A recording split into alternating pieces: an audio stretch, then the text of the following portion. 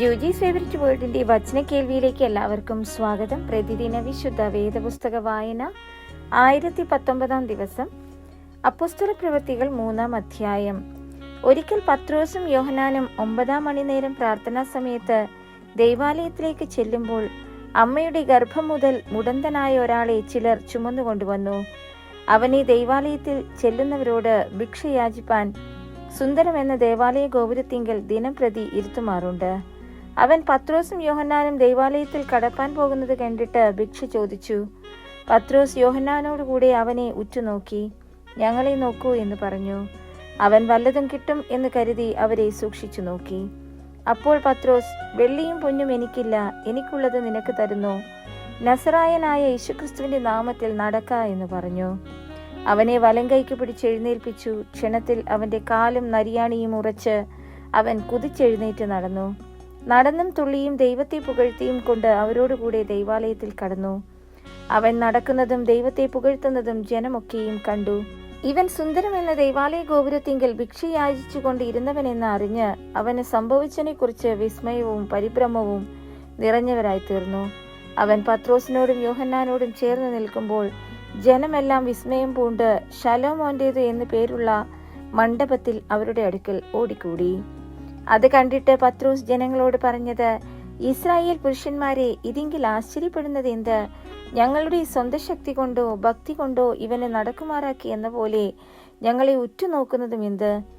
അബ്രഹാമിന്റെയും ഇസഹാക്കിന്റെയും യാക്കോബിന്റെയും ദൈവമായ നമ്മുടെ പിതാക്കന്മാരുടെ ദൈവം തന്റെ ദാസനായ യേശുവിനെ മഹത്വപ്പെടുത്തി അവനെ നിങ്ങൾ ഏൽപ്പിച്ചു കൊടുക്കുകയും അവനെ വിട്ടയപ്പാൻ വിധിച്ച പീലാത്തോസിന്റെ മുൻപിൽ വെച്ച് തള്ളിപ്പറയുകയും ചെയ്തു.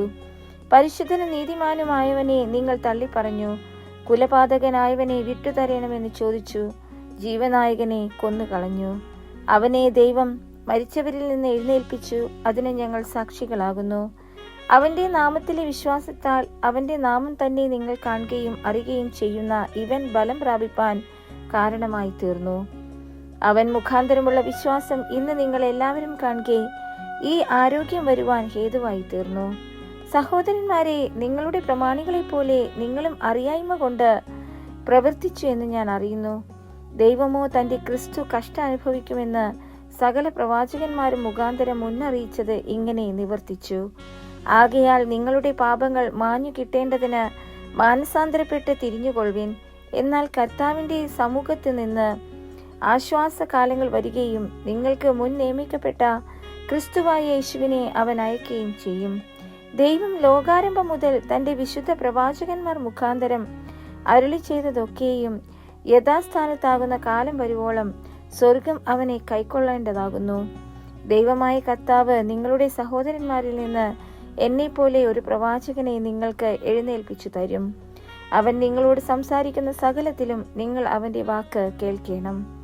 ആ പ്രവാചകന്റെ വാക്കു കേൾക്കാത്ത ഏവനും ജനത്തിന്റെ ഇടയിൽ നിന്ന് ഛേദിക്കപ്പെടുമെന്ന് മോശെ പറഞ്ഞുവല്ലോ.